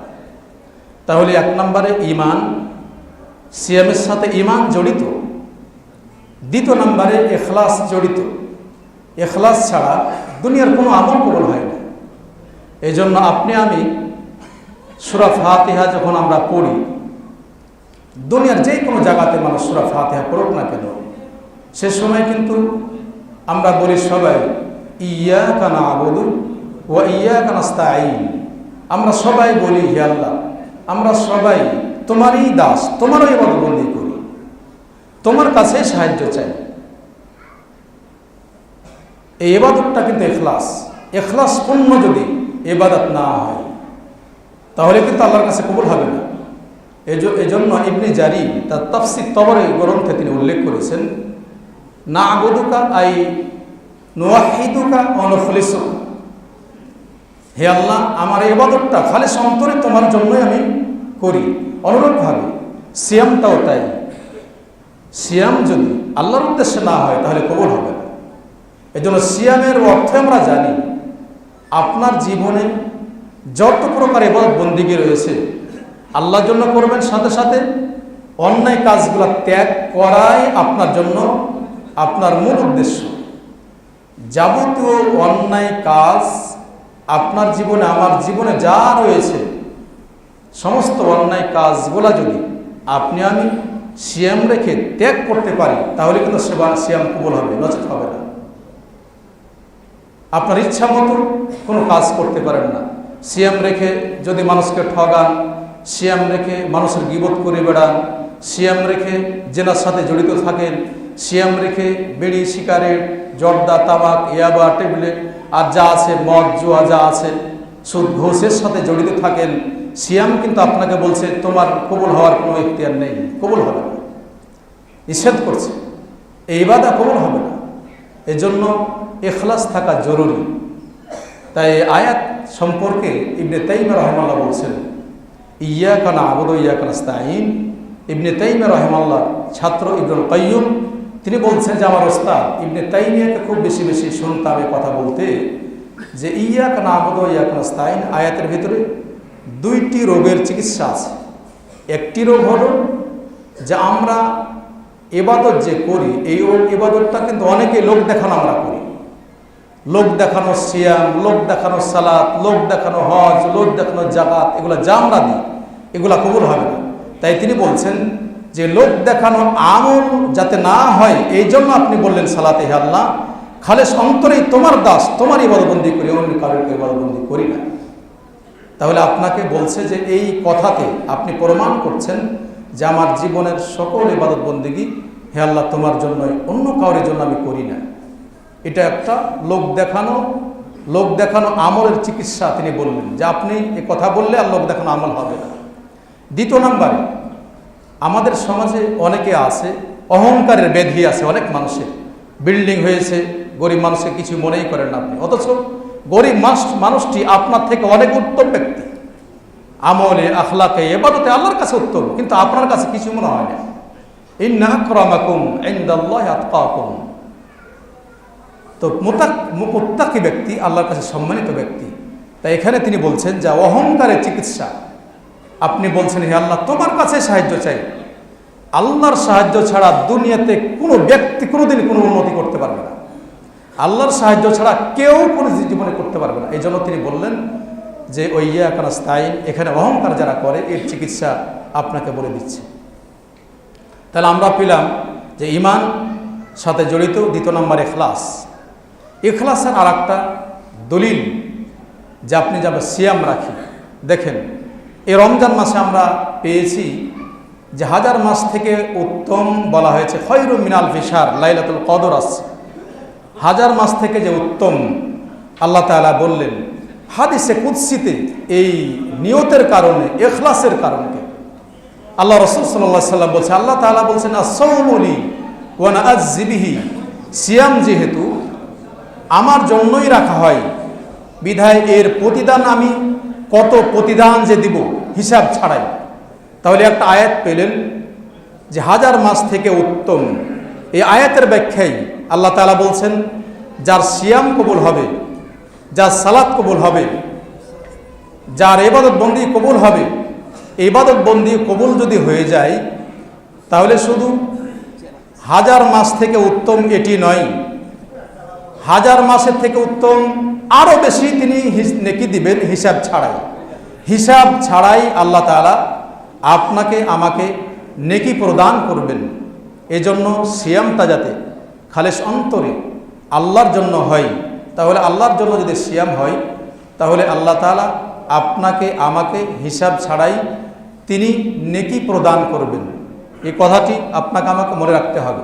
তাই তিনি বললেন আস-সাওমু লি ওয়া আনা আজজি বিহি। তৃতীয় নম্বরে সিয়াম আপনাকে আমাকে মৃত্যুর কথা স্মরণ করায় দেয়। সিয়াম আপনাকে আমাকে মৃত্যুর কথা স্মরণ করা দেয়। এটি একটা আকীদার অধ্যায় সূচনা করেছে। কি সেটি? যে রমজান মাস এসেছিল কয়েকদিন পূর্বেই। এই রমজান মাস আপনার মাঝে আমার মাঝে এসেছিল।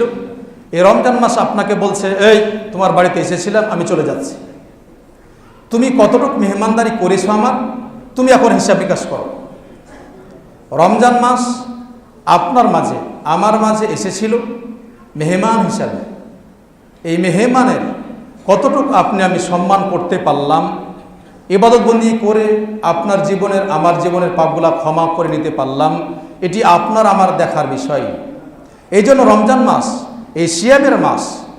আবু হুরায়রা বলছেন, আল্লাহ রাসূল সাল্লাল্লাহু আলাইহি সাল্লাম বলেন, রমজান মাস আসলে, সিয়ামের মাস আসলে জান্নাতের দরজাগুলো খোলা হয়, জাহান্নামের দরজা বন্ধ করা হয়। ফেরেশতারা বলে, ইয়া বাগিয়াল খায়রি আকবিল, তোমরা যারা ভালো কাজ করতে রমজান মাস আরও বেশি বেশি ভালো কাজ করো। এরপরে বলেন, ইয়া বাগিয়া শাররি আকসির, তোমরা যারা অন্যায় কাজ করতে তোমরা অন্যায় কাজগুলা থেমে যাও, অন্যায় কাজ আর করো না। লাস্টে গিয়ে বলছেন, ওয়ালিল্লাহি ওয়াতাকাউ মিনান নার ওয়া যালিকা কুল্লা লাইলাতিন। রমজান মাসে অসংখ্য মানুষকে আল্লাহ তাআলা জাহান্নাম থেকে মুক্তি দান করেন। তাহলে জাহান্নামের কথা এখানে আসছে। পরকাল মানে মৃত্যুর পরে আপনার জীবনে যা আছে সবগুলা পরকাল, আপনার এগুলা আমল আছে। মৃত্যুবরণ করবেন, পরকালে জীবন হায়াতে বারজাকিয়া শুরু হয়ে গেল। এরপরে আবার কবর থেকে আপনি উঠবেন, কবরে ওঠার পরে হিসাব নিকাশ। এই জন্য রমজান মাস আপনাকে আমাকে মৃত্যুর কথা স্মরণ করা দেয়। আর একটা বিষয় আপনি স্মরণ করুন, আমি নিজেকেই যেন দেখতে পাচ্ছি যে ছোট যখন ছিলাম ছোট প্যান্ট পরে ঘুরে বেড়াচ্ছি, দেখতে পাচ্ছি আমি আমার জীবনে কি করেছি, প্রত্যেকটি কাজ যেন চোখের সামনে ভাসছে। এই দেখতে দেখতে চুল দাড়ি পেকে গেল। আপনাকে বলা হচ্ছে, এই তুমি কয়েকদিন আগে এসেছিলে, আবার চলে যাবে। তাহলে রমজান মাসের সাথে আপনার আমার ভালো বন্ধুতালি আছে। রমজান মাসের সাথে আকীদার ভালো বন্ধুতালি রয়েছে যে পরকালে আপনাকে যেতে হবে, দুনিয়া ছেড়ে যেতে হবে, দুনিয়ার মায়া ছেড়ে যেতে হবে, দুনিয়া সারা জীবনের জন্য নয়। এই জন্য আপনাকে আমাকে স্মরণ করায় দিচ্ছে। তা আবু হুরায়রা অন্য হাদিসে বলছেন, আল্লাহ রাসূল সাল্লাল্লাহু আলাইহি সাল্লাম বলেন, যে ব্যক্তি রমজান মাস পেল, তিনটি কথা আছে তার ভিতরে একটি হলো রমজান মাস পেল, তারপরে তার জীবনের পাপগুলা ক্ষমা করে নিতে পারল না, এর জন্য ধ্বংস হোক। জিবরিল আমিন বললেন যে, জিবরিল আমিন যখন আল্লাহ রসুলকে বললেন সাল্লাল্লাহু আলাইহি সাল্লাম, তিনি বলেন আমিন। আল্লাহ রসুল সাল্লাল্লাহু আলাইহি সাল্লাম বললেন তার ধ্বংস। এই জন্য রমজান মাস এসেছিল, আপনাকে বলছিল রমজান মাস, যে রম শব্দের অর্থ আমরা জেনেছি, রম শব্দের অর্থই হলো জ্বালানো পুরানো, আপনার জীবনের পাপগুলা ক্ষমা করে নেওয়া। আপনি আমি রমজান মাস পেয়ে কতটুকু ক্ষমা করে নিতে পেরেছি এটি দেখার বিষয়। তাই রমজান আপনার মাঝ থেকে আমার মাঝ থেকে চলে যাচ্ছে, মৃত্যুর কথা স্মরণ করে দিয়ে চলে যাচ্ছে। তাই আপনি আমি যেন এমন একটি মানুষ হই যে আপনি যখন দুনিয়া থেকে চলে যাবেন, যেমন দুনিয়াতে আমরা এসেছিলাম, তখন আমরা দুনিয়াতে আসার পুরো মুহূর্তে আমরা বলেছিলাম, যখন আমি দুনিয়াতে আসি তখন অন্যরা, আমি কেঁদেছিলাম, অন্যরা হেসেছিল। আপনাকে বলতে হবে এ কথা জানিয়ে দিতে হবে দেশবাসীকে যে আমি মরে যাব, মৃত্যুর সময় আমি হাসতে হাসতে যাব দুনিয়া ছেড়ে। আর বিশ্ববাসী যারা আমাকে অন্তত চিনে বা জানুক আর না জানুক, মানুষ জানতে পারে একটি মানুষ চলে যাচ্ছে, এর জন্য যাতে চোখের ক্রন্দন হয়, চোখের পানি পড়ে। এটি আপনার জন্য আমার জন্য উচিত যে আপনি দুনিয়া থেকে যখন চলে যাবেন তখন যাতে করে আপনার জন্য জাতি ক্রন্দন করে, অন্তরের থেকে পানি ফেলে, আল্লাহ তাকে ক্ষমা করে দাও, আল্লাহ তাকে জান্নাতবাসী করো। 4 নম্বরে আর একটা আকীদার বিষয় রয়েছে। রমজান মাসে প্রত্যেক রাত্রে আল্লাহ তাআলা মানুষকে জাহান্নাম থেকে মুক্তি দান করেন। সাথে সাথে রমজান মাসে, রমজান কি প্রত্যেক দিনে প্রত্যেক রাত্রে আল্লাহ তাআলা নিম্ন আকাশে নেমে আসেন। তা আবু হুরায়রা বলছেন, রাসূলুল্লাহ সাল্লাল্লাহু আলাইহি সাল্লাম বলেন, আল্লাহ তাআলা প্রত্যেক রাত্রে তিনি নিম্ন আকাশে নেমে এসে বলেন, মাইয়াদউনি ফাস্তাজিব লাহু, এমন কে আসো যে আমাকে ডাকবে, তার ডাকে আমি সাড়া দেব। এমন কে আসো যে আমাকে ডাকবে, তার ডাকে সাড়া দেব। এরপরে বলেন, মাইয়াসআলুনি ফাউতিয়া লাহু, এমন কে আসো যে আমার কাছে যা চাইবে আমি তাকে তা দান করব। তারপরে বলেন, মাইয়াস্তাগফিরনি ফাগফির লাহু, যে ব্যক্তি আমার কাছে ক্ষমা চাইবে আমি তাকে ক্ষমা করে দেব। তাই রমজান মাস শেষের দিকে আমরা আল্লাহর কাছে ক্ষমা চাই, আল্লাহর কাছে চাই। আমরা যদি আল্লাহর কাছে চাওয়ার মতো চাইতে পারি তাহলে ইনশাল্লাহ আপনার আমার ইহকাল পরকাল কল্যাণ হবে। আল্লাহ যেন আমাদের পাপগুলা ক্ষমা করে দেন। রমজান মাস যেমন চলে যাচ্ছে, আমরা আমাদের ভুল ত্রুটিগুলা খালিস অন্তরে তওবা করি, যেন আমরা ছোট বাচ্চাদের মতো নিষ্পাপ হয়ে যাই। আল্লাহর কাছে দোয়া করি আল্লাহ যেন এই ইফতার মাহফিলকে কবুল করেন।